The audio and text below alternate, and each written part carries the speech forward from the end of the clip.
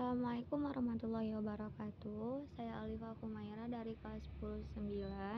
Pada kesempatan kali ini saya akan mengulas kembali materi bab 1 pengantar ilmu geografi. Di bab 1 ini saya mempelajari adanya 3 pendekatan geografi, 10 konsep keruangan, dan 4 prinsip geografi. Saya mengaplikasikan 17 hal tersebut ke dalam teks yang bertema pilkada. Yang pertama ada 3 pendekatan geografi. Pendekatan pertama itu ada pendekatan keruangan.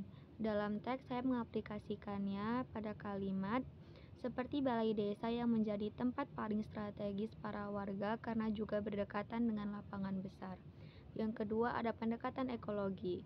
Saya mengaplikasikannya pada kalimat masing-masing calon paham dengan kondisi desa.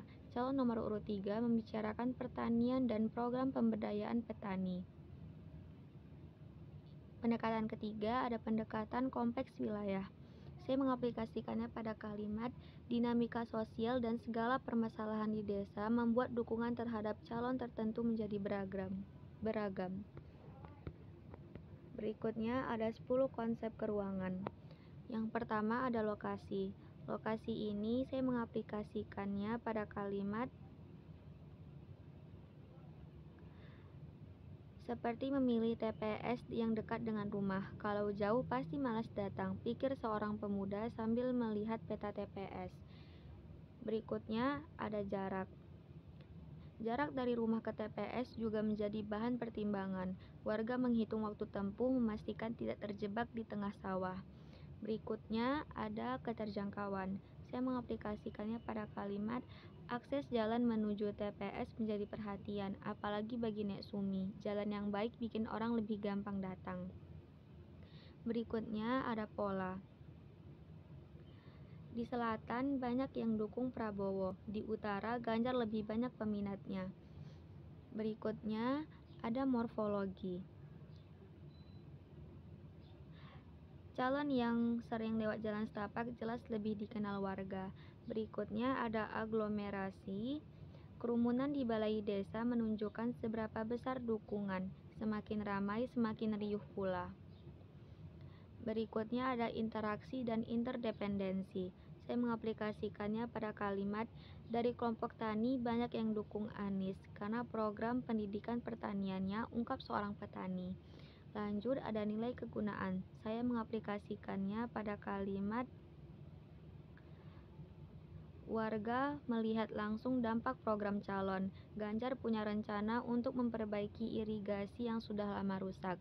Berikutnya ada keterkaitan antar ruang.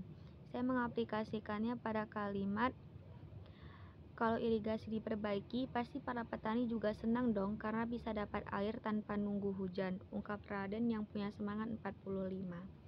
Selanjutnya ada diferensiasi area. Saya mengaplikasikannya pada kalimat setiap calon punya dukungan yang berbeda di berbagai wilayah desa. Di suatu sudut banyak yang memilih Anies karena program kesehatan yang menarik. Selanjutnya saya mengaplikasikan 4 prinsip geografi. Yang pertama ada prinsip distribusi. Saya mengaplikasikannya pada kalimat tibalah hari di mana pemilihan yang amat dinanti para warga. Dari kejauhan terlihat antrean yang menyebar luas dan panjang bak ular di TPS. Selanjutnya ada korologi. Saya mengaplikasikannya pada kalimat agar mempermudah berlangsungnya TPS, panitia membuat peta jalur TPS agar tetap kondusif. Berikutnya ada deskripsi. Deskripsi ini saya mengaplikasikannya pada kalimat kata seorang ibu di desa sebelah yang mukanya nyolot abis sambil mengamati hasil perhitungan. Yang terakhir ada interelasi. Saya mengaplikasikannya pada kalimat berita dari warga desa sebelah sangat mempengaruhi hasil keputusan kita, ungkap Pak Ujang. Mungkin hanya itu yang dapat saya sampaikan. Untuk lebih lengkapnya bisa dilihat dalam teks yang sudah tertera. Terima kasih. Mohon maaf bila ada kekurangan. Wassalamualaikum warahmatullahi wabarakatuh.